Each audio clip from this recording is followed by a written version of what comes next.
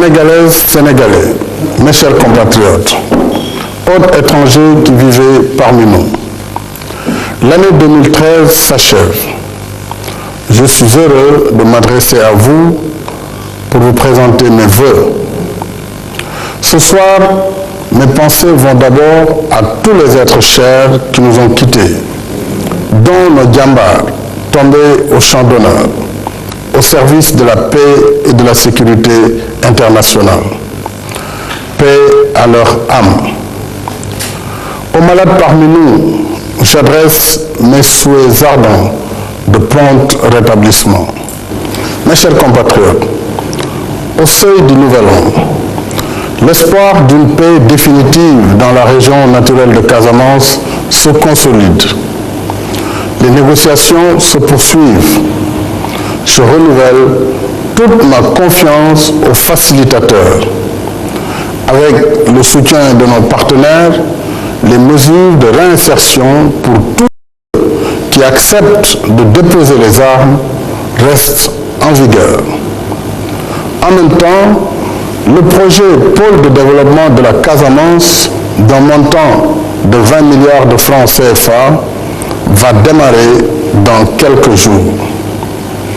L'année 2014 verra la mise en place de l'acte 3 de la décentralisation pour une administration locale de proximité dont la finalité est d'organiser le Sénégal en territoire viable, compétitif et porteur de développement durable. Mais l'année 2014 doit aussi être celle d'une croissance économique plus soutenue pour un développement national partagé dans l'équité et la justice sociale. Plus que jamais, le gouvernement est dans le temps de l'action et notre pays inspire confiance. Voilà pourquoi nous venons de réaliser pour 150 milliards de francs CFA la plus importante mobilisation souveraine de ressources de la zone UEMOA pour le financement de projets d'infrastructure, de transport, d'énergie et d'agriculture. Un reliquat de 100 milliards est attendu au cours du mois de janvier. Nous mettrons en place le plan Sénégal émergent, une de la stratégie nationale de développement économique et social. En effet, même à plus de 4%, notre taux de croissance actuel est encore assez faible et lent dans son rythme pour induire les changements économiques et sociaux massifs et durables. Le plan Sénégal émergent vise à porter ce taux à 7% au moins et dans la durée. Il intègre des éléments du programme Yoonu Yokkute et de la stratégie nationale de développement économique et social. En harmonie avec nos engagements auprès de nos partenaires techniques et financiers, il sera décliné dans des projets et des réformes phares pour accroître la compétitivité de notre économie. Plus de 200 Sénégalais, de hauts fonctionnaires de l'administration, ainsi que des personnes ressources du secteur privé, de la société civile et de la diaspora ont travaillé pendant de longs mois sur ce document. Je les remercie tous pour leur contribution. Parallèlement, nous poursuivons résolument nos efforts de gouvernance et de rationalisation des dépenses publiques. Ainsi, l'audit de la fonction publique a révélé plus de 12 000 cas d'agents non identifiés, dont les salaires étaient pourtant régulièrement payés. Nous avons mis fin à ces abus inacceptables. Des mesures conservatoires ont été prises et la procédure ira jusqu'à la radiation le cas échéant. Si les nécessités le justifient, les postes ainsi libérés seront ouverts au recrutement. S'agissant du pôle emploi jeunesse, les activités jusque-là menées de façon éparse par 4 structures sont désormais regroupées au sein d'une seule agence afin de réduire les dépenses de fonctionnement et mettre en cohérence les politiques publiques. La rationalisation de ces agences et de nombreuses autres structures et la réduction drastique des dépenses en téléphone et logement administratif devrait générer 39 milliards d'économies budgétaires en 2014. Ces ressources seront investies dans des programmes économiques et sociaux. Après le recrutement de 9 608 agents de l'État, dont 4 017 enseignants, et l'engagement de 10 000 jeunes volontaires dans l'Agence nationale de sécurité de proximité, nous avons mis en place le Fonds souverain des investissements stratégiques, FONSIS, le Fonds de garantie des investissements prioritaires, FONGIP, et la Banque nationale de développement économique.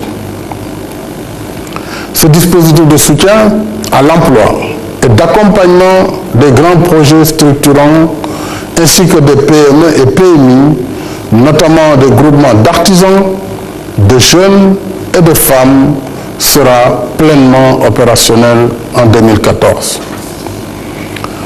Je salue en même temps l'engagement aux côtés de l'État, du secteur privé national, dans le combat pour l'emploi et la réalisation de nos projets de développement. Je compte poursuivre ce partenariat dans l'esprit de ma récente rencontre avec les représentants du patronat. Dans la lutte contre le chômage, l'expertise et la main-d'œuvre sénégalaise étant sollicitées à l'étranger, nous avons signé il y a une semaine avec un pays partenaire un important accord pour l'emploi de travailleurs sénégalais. Mes chers compatriotes, comme l'année dernière, la campagne hivernale a donné de bons résultats grâce au labeur des producteurs et à l'appui du gouvernement. Dans le même élan de soutien au monde rural, nous avons relevé le prix du kilogramme d'arachide de 190 à 200 francs. Mais pour mieux valoriser nos produits locaux et atteindre la réalisation de l'objectif d'autosuffisance alimentaire, nous devons accélérer la modernisation de notre agriculture et de notre élevage. À cette fin, la Banque mondiale vient d'accorder au Sénégal un financement sans intérêt de 43 milliards de francs en soutien à l'agriculture, l'agro-industrie, l'irrigation et la gestion des terres. Nous allons aussi acquérir la prochaine campagne agricole une large gamme de matériel et équipements pour l'agriculture et l'élevage pour plus de 42 milliards de francs, en plus de l'aménagement de 30 000 hectares au titre du programme de domaine agricole communautaire dédié aux jeunes dont le financement sera bouclé au premier trimestre de l'année 2014. Après mes visites à Koungkoung Serer et Doli, je me réjouis des nouvelles perspectives ouvertes pour le secteur de l'élevage, avec la modernisation des infrastructures, y compris la réalisation d'abattoirs modernes et l'équipement en véhicules de services vétérinaires. Au soutien de l'agriculture et de l'élevage, le gouvernement réalisera un plan quinquennal de 300 forages, en plus de l'extension des réseaux sur les forages déjà existants. S'agissant de la pêche, la relance de la filière tonnière a permis de sauver plus d'1 millier d'emplois et de créer une nouvelle dynamique d'activité génératrice de revenus. Le développement de l'aquaculture portera à 6 les sites de reproduction en 2014 pour 1 000 nouveaux emplois directs et une production attendue de 16 000 tonnes. Mes chers compatriotes, le Sénégal émergent devra nécessairement avoir comme rampe de lancement un réseau d'infrastructures couvrant l'ensemble du territoire national. Sur les 33 projets majeurs en cours, certains, comme la route Linguère-Matam, sont en finition. L'autoroute Dakar-Diamniadio sera prolongée sur Mbour et Thiès. Et nous avons entamé les diligences pour l'étendre dans les directions Thiès-Touba, Thiès-Tivaouane et Mbour-Fatick-Kaolack.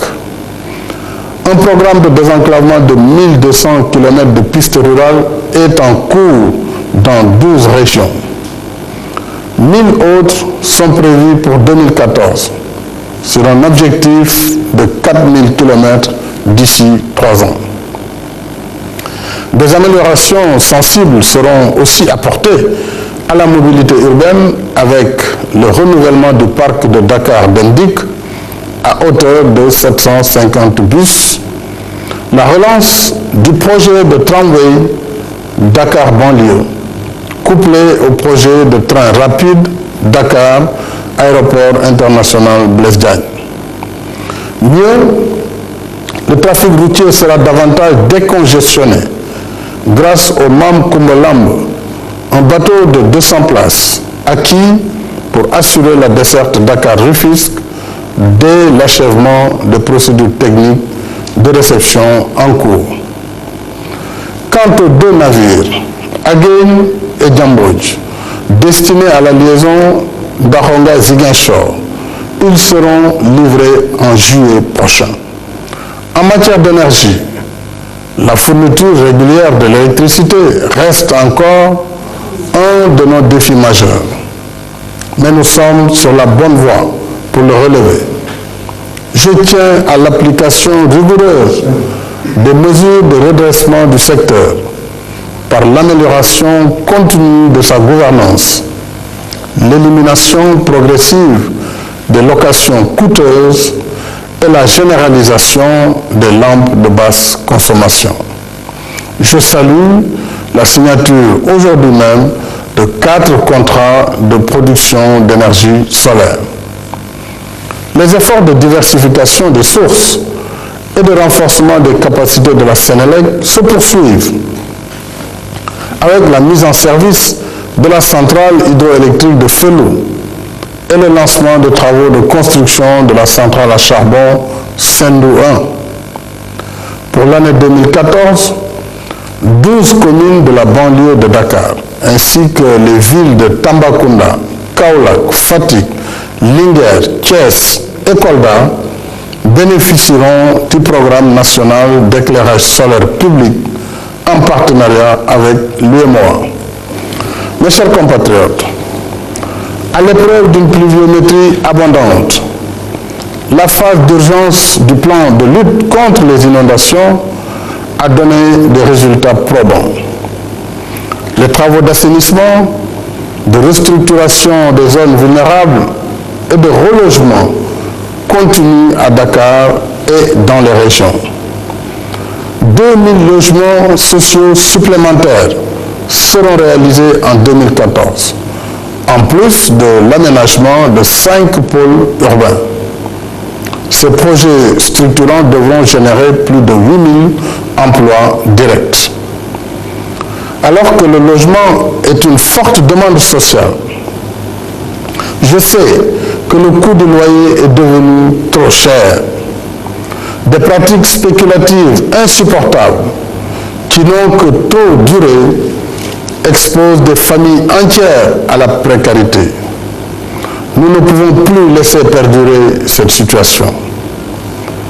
La commission multidisciplinaire d'études sur le loyer, dont j'avais annoncé la mise en place dans mon message de l'année dernière, vient de déposer ses conclusions. Je salue la qualité du travail accompli.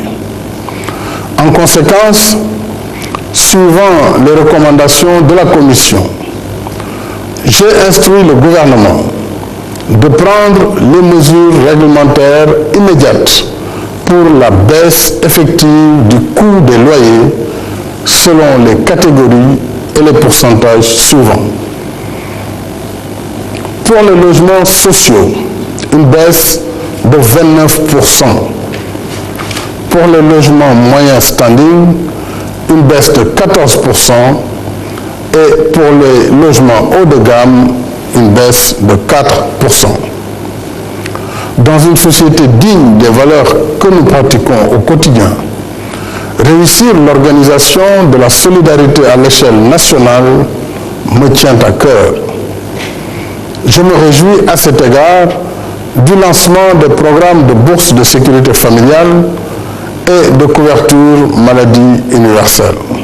De plus, la gratuité des soins pour les enfants de 0 à 5 ans est déjà effective depuis le mois d'octobre. Le plan Sésame au bénéfice des personnes âgées a été relancé. Et à compter de janvier, la gratuité de la césarienne dans les structures de santé publique sera parachevée avec son extension au département de Dakar. En outre, le programme d'alphabétisation et d'apprentissage de métiers d'un montant de 7 milliards de francs CFA contribuera à la prise en charge des couches vulnérables, en particulier pour l'éducation des enfants dans les écoles communautaires de base en milieu défavorisé, l'emploi des jeunes et l'autonomisation socio-économique. Tout comme la santé et le social, la culture, le sport, l'éducation et la formation restent au cœur de nos préoccupations. Certes, notre pays ne dispose pas de richesses naturelles significatives, mais le talent et le génie créateur de notre peuple constituent sûrement notre meilleure ressource. En témoigne une année 2013 faste sur le plan culturel, avec, entre autres, les prix remportés au FESPACO, dont le Yanenga d'or, l'admission de notre compatriote Ousmane Sow à l'Académie française des Beaux-Arts et l'érection de la maison de feu le président Léopold Sédar Senghor en musée. En appui au cinéma, une allocation d'1 milliard est prévue dans le budget 2014. À l'image de la culture, poursuivons nos efforts pour améliorer nos performances sportives. Notre richesse intellectuelle est, quant à elle, inépuisable, à condition de l'entretenir par une éducation et une formation de qualité. Voilà pourquoi le gouvernement a mis en place, sur la période 2013-2025, le programme d'amélioration de la qualité, de l'équité et de la transparence, le paquet, pour une école où chaque enfant, quelle que soit son origine sociale, aura la chance de réussir ses rêves selon son mérite. À ce titre, 5 régions à faible taux de scolarisation, notamment Diourbel, Kaffrine, Louga, Matam et Tambacounda, bénéficieront en 2014 d'un plan spécial de 200 écoles, toutes équipées.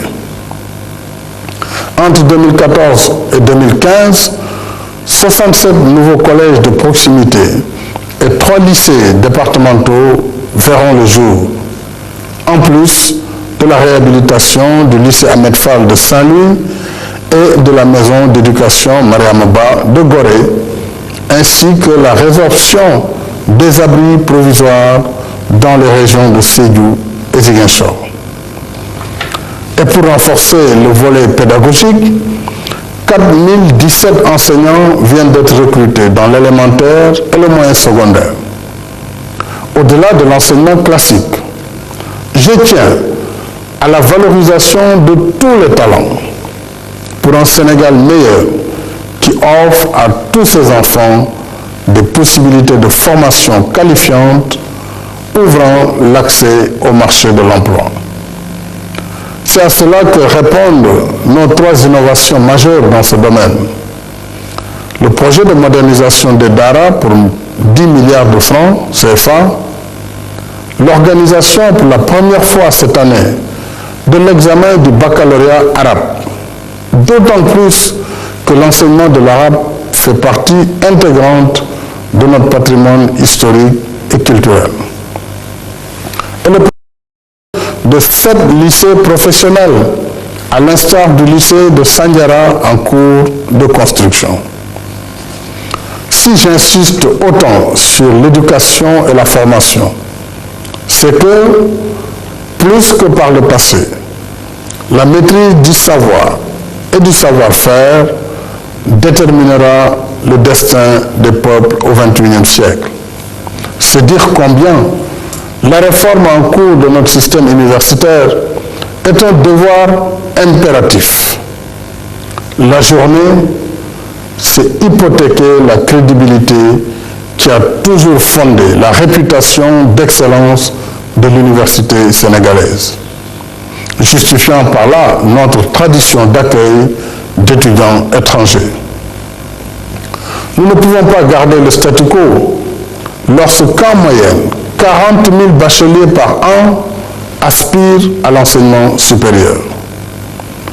Pour répondre à ces nouveaux besoins, 10 projets d'infrastructure sont en cours afin de renforcer la capacité d'accueil de nos universités, y compris par le numérique. Et des ressources additionnelles à hauteur de 500 millions de francs CFA sont affectées au programme Un étudiant, un ordinateur. Le gouvernement mettra en œuvre les 78 recommandations consensuelles issues de la concertation nationale sur l'avenir de l'enseignement supérieur. J'en appelle solennellement à tous, parents, enseignants, étudiants et autres partenaires sociaux. Œuvrons ensemble pour un climat social apaisé, à même d'instaurer les conditions d'une année académique réussie. Je convoquerai d'ailleurs au cours de l'année une conférence sociale pour un pacte de stabilité et d'émergence. Mes chers compatriotes, en Afrique et dans le monde, la revitalisation de notre action diplomatique se consolide par la redynamisation de nos relations traditionnelles, l'ouverture à de nouveaux partenaires et l'exercice de nos responsabilités à l'échelle sous-régionale et continentale. Conformément aux conclusions de la conférence des ambassadeurs et consuls généraux, la promotion et la protection des Sénégalais de l'extérieur resteront au cœur de nos priorités. C'est ainsi que nous avons décidé de rapatrier nos compatriotes qui en ont fait la demande suite à la crise actuelle en République centrafricaine. Le premier vol est attendu dans les prochaines heures. Ensemble, mes chers compatriotes, abordons le nouvel an qui s'annonce, conscients des défis qui nous attendent et confiants dans nos capacités individuelles et collectives de trouver en nous-mêmes les réponses à ces défis. Déterminés dans l'action, rassemblés et solidaires autour de l'essentiel, nous y parviendrons. Avec mes sentiments affectueux, je vous adresse mes vœux les meilleurs, vœux de bonne santé, de longévité et de réussite pour chacun de vous, vœux de paix, d'harmonie nationale et de prospérité croissante pour notre chère patrie. Bonsoir et devenez-tu.